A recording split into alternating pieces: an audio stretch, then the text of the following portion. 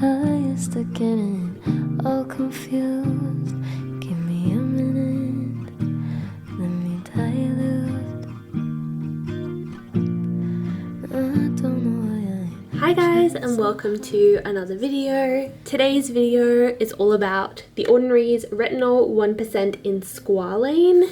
They actually have a couple different retinol formulations. I saw a video from Dr. Dre that said she thinks the retinol in Squalane is cheaper and a more potent form of retinoid compared to their gram active retinoid, which is a different form of retinol.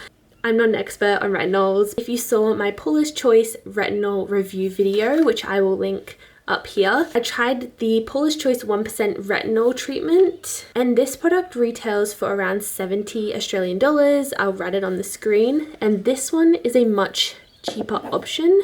So I really wanted to review this one, and this is also in a 1% formulation, so I thought it would be a really good comparison. So go watch my Paula's Choice video if you're interested in retinols, because I'm probably going to be referencing my experience a lot to what I said in that video. This doesn't actually say how often to use it, but since I've already used a 1% retinol treatment before, I'm going to be using this in the same way, once or twice a week after washing my face, but before I put on my moisturizer. I will read how they say you should use it first.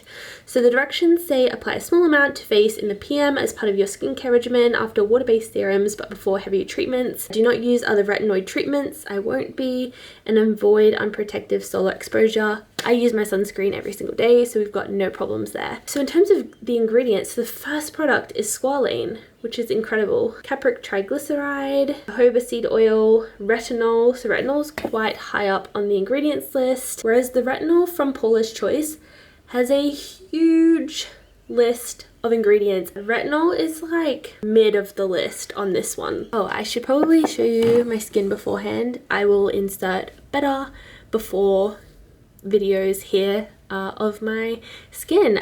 So what I try to get out of using a retinol is prevention of wrinkles, but mainly something that we might be able to see within 30 days is a reduction in my active acne that I get. So yeah, let's get into this video. I'm just going to patch test the retinol tonight. I'm just gonna take a drop and put it on my jawline. This is quite like an oily kind of texture, but that would be the Squalane. Feels quite moisturizing actually. So we'll see how that goes. That's just how pink my skin goes from touching it. This is what things are looking like. This is my skin. I am breaking out, which I expected using retinol. I've used the retinol twice or 3 times now. I'm using it like 2 to 3 times a week, and yeah. So I think I've used this like maybe 5 times. Broke out in quite a few places. I don't really know what that's about. It might be I've just been run down. It could just be from that, but it could be the retinol as well. I'm not overdoing it. I'm using it maybe twice a week. And I do notice that this formulation is quite a lot more nourishing than the one from Paula's Choice. I don't know, my skin doesn't seem to be as irritated the next morning. It's very thin, kind of just feels like an oil. This actually has jojoba seed oil as the 4th ingredient. So that explains why it does feel quite oily and why it probably feels a lot more nourishing on my skin. I love using oil on my skin at night. I religiously use the rosehip oil from The Ordinary. Something to keep in mind if you are sensitive to oils, especially jojoba oil. But yeah, that's my update for right now. I have been liking it, but as I said, I have been breaking out.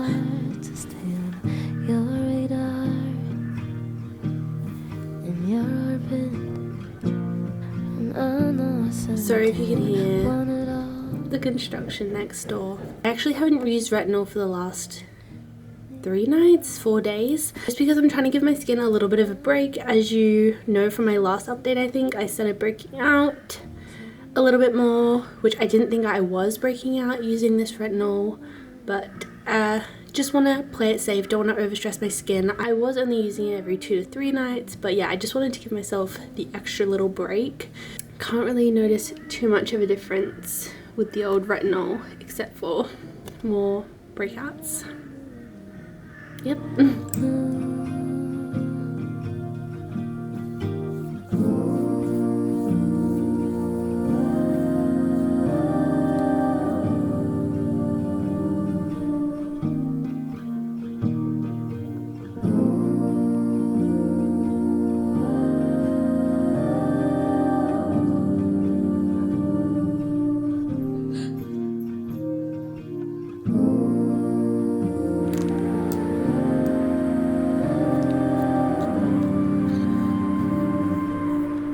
It has been about 5 days since I last used the retinol. I think I mentioned in the last update I was breaking out quite a bit and I noticed my skin was a little bit red, so I took that to mean that my skin barrier was getting a little bit destroyed, and even though I was only using it like twice a week, I think that was just a bit too much for my skin. I've gone back to using it just once a week now that most of my active breakouts have healed, except for one on my forehead which I've just popped a pimple patch on.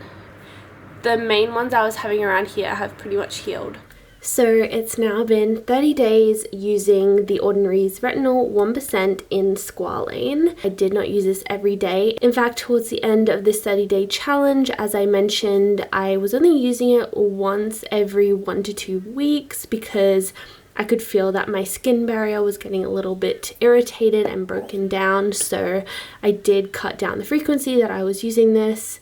And as you can see, I've still been breaking out. I had a lot of breakouts on my forehead pretty soon after I last used this. I think this was a lot less irritating on my skin compared to the Paula's Choice Retinol, which I've previously filmed a video on. I think my skin was a lot more red and inflamed using that one, which I still do use every now and again, but obviously didn't use during this 30-day challenge. What I liked about this product is that it did feel quite moisturizing on the skin, so I really like the formulation of this. If you're not into oil products, you probably wouldn't like this retinol and you probably would prefer something more like the Paula's Choice, just because this one is in jojoba oil, so it does feel like an oil on the skin. But because it also has the squalane, it's incredibly moisturizing, which some retinol products can make your skin quite red, inflamed, or flaky even. So that's something that I did like about this product. I'm going to keep using this quite sparingly, maybe once every 1 to 2 weeks, and after a few months, if I build up tolerance, I might use it every week and go from there. I'll give you a little before and after of my skin. I don't think just by looking at my skin that I've noticed any differences in pigmentation. That wraps up this 30-day product challenge. If you've used this, let me know how you found it.